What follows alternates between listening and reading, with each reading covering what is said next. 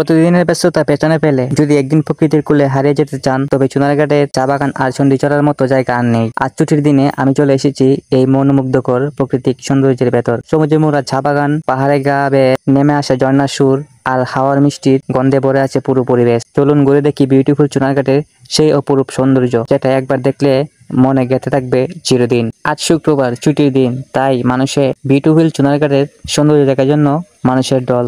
আর যদি ঘোরাফেরা শেষে যদি এখানকার চা না খাওয়া হয়, তাহলে আজ ঘোরাফেরাই বৃথা। যারা প্রকৃতির কোলে হারিয়ে যেতে চান আমার মতো, তাহলে চলে আসুন বিউটিফুল চুনারঘাটে। বর্তমান ট্রেন্ডিং জায়গাটি যদি কেউ না চিনে থাকেন, তাহলে অবশ্যই কমেন্ট করে জানাবেন।